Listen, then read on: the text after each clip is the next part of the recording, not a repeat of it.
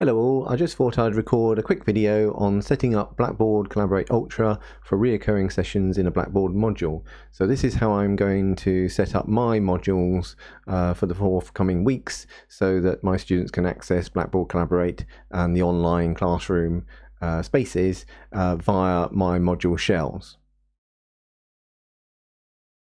So this is Blackboard, and we're in one of my modules, my CO405 Cyber Threat and Risk Management module. The first thing I'm going to do is create an access point for the students to get access to Collaborate and be able to get into my online sessions that I'm going to create for my Collaborate Ultra. So I'm using the plus button where you'd normally add content area or module pages or tool links to the side. I'm going to create a tool link, and in the tool link type I'm just going to choose to use Blackboard Collaborate Ultra, and for the title I'm just going to call it Online Classroom, and obviously I'll tell my students that the online classroom in the module area is what we're going to use to do the online teaching in. So online classroom. I will eventually tick available to users so that they can access it, but just while I'm setting it up I'll leave it hidden for a moment. So submit on that. That creates it on the side menu here. I just put it up a little bit so it's obvious, and then if I go into that online classroom tool, then the Blackboard Collaborate Ultra comes up in the screen here. Now the first thing I want to do is I want to turn off my course room, because the course room is a go online now facility, so it's always available essentially to go into as an online space. Now because I want to schedule my sessions at regular points as they would be scheduled in our normal semester 2 timetable, I don't really want to leave that available because I think it'll be a bit confusing. So I'm going to make that unavailable first of all, and the way you do that is the little dots at the end, the session options. I can just click on that and go into edit sessions for this particular course room, and from there I can just lock the course room. So there's this option at the top here to lock the course room, and what that does is just essentially removes it for the student. So if I just come out of that with the X here, it now says locked, and I think that will actually disappear from the student view. Certainly they won't be able to access it, so it's kind of tucks it away so it's not confusing to them. Now to create the sessions that I want, I need to use the create session buttons here and here, either one, doesn't matter which one. So create a session, and we'll give it a session name. So for this, let's just go with what we've been calling them, so online classroom. And my normal schedule for this particular module is we deliver it on a Tuesday morning. So I'm going to stick with that and go with Tuesday, and I'll put in here we normally start at 9 and we do in a 3-hour block, so 9 to 12 will be my title for this one. So online classroom Tuesday 9 to 12, that's my normal session time in the timetable. Now if I come down, I've got guest access here. This allows me to have a quick guest access link which I can send out, and you can choose the role type to come into it. Normally it will be a participant, which would be a normal student sort of role entry, and I can potentially copy that link to my clipboard, and I can stick it in an email, and I could send it to the students to access as guest links. Now guest links are kind of outside of the system. It just means that you can throw a link to somebody external and they can get into your room. And I think with the guest access option, they don't even need to be able to kind of access or log into Blackboard as such. The link just provides direct access into it. So it's good for external people or guest speakers and so on that you might want to bring in. But normally you wouldn't really use that with the students because they've got the link inside Blackboard here. So they'd log into Blackboard and then go into the online classroom menu item which is set up, and then select the session from the session window which appears to them, and that's what we're setting up to use. So I'm going to leave the guest access on just in case I do run into any issues where I need to bring somebody in quickly, and I can just throw a guest link at them, and they can just click on that and go into it. But so we'll just leave that active there. So the event details itself, the start date, obviously I want to set this up for next week. So on the start date calendar here, next Tuesday, which is 24th, and like I say, we start at 9 o'clock. There is an option further down to come in, the early entry, and I'll set that 15 minutes, or I think the default is 15, I can see it there below us, but it's 15 minutes before, so that's fine. So I can set the actual start time to be exactly 9 o'clock in this time. I don't need to allow any extra time for that, because they've already got 15 minutes when they can come in anyway. So 9 o'clock, and it's picked up the same date for the end, so we'll set that to be oops, going away, so 12 o'clock. And just quickly, hopefully, well, I suppose I can just type into that, save clicking on the buttons a lot. There we go, so 12 o'clock. So end and start dates and times are set. I could do it as no end, but I think we'll have a specific end to it. We've got that date in there. And then this is the repeat session. So we're going to repeat these sessions now as a recurring session. So this is the interesting little option here that I'm going to tick. So we're going to repeat this weekly, and I could repeat daily or I could repeat monthly, but we're going to repeat this weekly because every week we have the same timetable. So 9 to 12. And every week that's going to be the same on a Tuesday, and you can then have a number of occurrences, so you can end after occurrences or end on a particular date. I'm going to end on a particular date, and then I can choose a date for that. So we're going to go through May. I'm just trying to think when we actually finish. I'll put it to the 2nd of June, I think.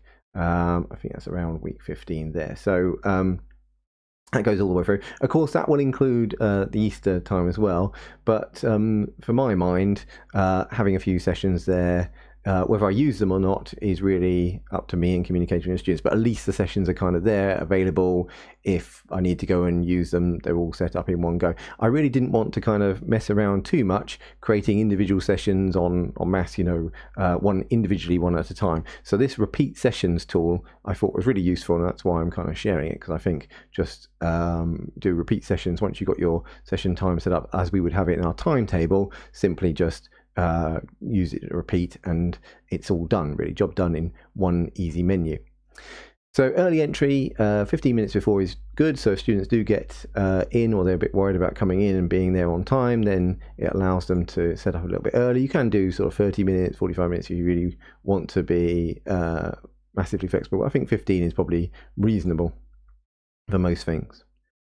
You can also provide a description, which you can add it to the sessions that are there. So I don't really need anything particularly to say in the description box here, but let's just put this. Oops. This is the online classroom for module CO 404. So just a little bit of extra description, and you put other things in there if you have additional information you want to tell the students. And if I do save now, what happens is it creates this online classroom folder. In my case, so it has a name that says recurring, it gives the dates that it recurs to and from. And if I click on that, there's a little drop down here, I can see all the occurrences that have now been created. So these are the individual sessions that have been set up, ready to go. You can see they all say not started yet, not started yet, not started yet, because of course they'll just come available as we go through. So as they become available, then they will be there for the students to access, and they've got the dates and times on them, as you can see, for when they will be, so that students know which one to click on to access the current session for that particular week. And it just does it all in one go, so that the sessions are there, set up, ready to go, and they'll just click on it to enter the room. So really just as kind of simple as that. If you need to make any alterations to it, just go up to the main kind of folder up here, and just roll them all back up again. And there is an edit reoccurring sessions option in the little box there. And again, we can make any changes that we want to this. One thing I kind of didn't touch on there. Yep. So this is something I have missed. If I come back down to the bottom where you've got the entry and the description, underneath that you've got the session settings, and this is really important as well. So I should have shown that. Sorry. So under session settings, we've got the default attendee role. So this is how students will enter each session with these reoccurring sessions here. So they'll enter as a participant there. So it's just the participant settings that they have within the meeting. So that's normal for sort of students entering these kind of online sessions. Below that, we can allow recording downloads. So if you're going to record your sessions, you need to have the allow recording downloads option set so that students will be able to access those, and you'll be able to see those recordings coming back. Anonymizing chat messages, I don't do that. I want to know who's talking about what when they're talking about it, so I'm not going to anonymize any chat messages for my settings. It just means that it would take off the names when people are chatting, so I think they just come in as like participant 1, participant 2, participant 3. You don't know who it is, so if you feel that's something you want, then you can tick that. Personally, I like to know which student's speaking to me over the chat, so I'm going to set that one as not set. Moderator permissions, you are the moderator of your session, so you can set that. You can only show the profile pictures of moderators, so that would only bring my picture up, wouldn't allow the students to have their profile pictures displayed.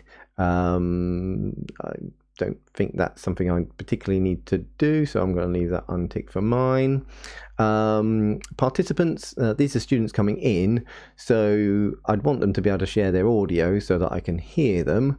I want them to be able to share my video. If they want to, then they can turn on their webcam and I can potentially see them, although I guess if we get into a situation where bandwidth becomes an issue and it's a little bit laggy and we've got sort of problems with webcam sharing, then I might untick this. So I don't really need to necessarily see them. If it's impacting on the session and it's getting a little bit slow or something, then I might just turn it off and we'll just go audio only, so at least I can just hear them. I want them to be able to post chat messages, because that's a definite. You want to keep that on all the time, so that if they have trouble with the audio, or they have trouble with video, or they haven't got a webcam or any audio method of communicating, then they can just do the little chat message and you'll see the text coming up. So that's important. I don't really want them to be able to draw on the whiteboard or any files that I'm adding up or annotations, so I'm going to turn that one off essentially. Now all these settings, you can turn them on and off again, so you can change them at any point, re-edit the reoccurring sessions at any point. You're not restricted to this, so it's something you can come back to and choose. But these are my initial thoughts, that I want them to be able to kind of have audio and video and be able to kind of chat messages to me, but I don't want them to draw on the whiteboard. In terms of private chat, and this is chat between individuals within the session, I don't really want them to kind of get distracted by chatting to each other necessarily. So I'm thinking probably for this I'm going to kind of just enable private chat to me as the moderator, so they can communicate to me individually. They can hear what's going on in the session as a group, but through the audio. But if I just want to kind of turn off the private chat feeds that might be going on between participants, and if I go a little bit further, as a moderator, I can supervise essentially all the sort of private chats that are kind of taking place. So I think there's no real necessarily reason to turn on the moderator to supervise all private chats if you've kind of turned it off by saying that participants can only private chat with you. So that's a bit redundant. But if you kind of wanted to allow private chat, but you wanted to see what the chats were, then you can turn that one on and that one off, which might be interesting itself. So again, you might go either way. I'm just going to end private chat for the moment. And then again, it's just save again, and that updates all the settings on all those sessions that were reoccurring sessions.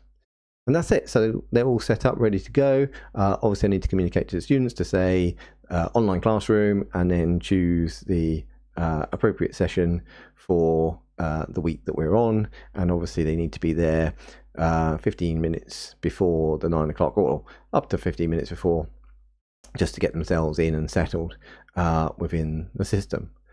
So thank you very much. I just thought that'd be possibly a bit handy to someone, so I'm putting it out there.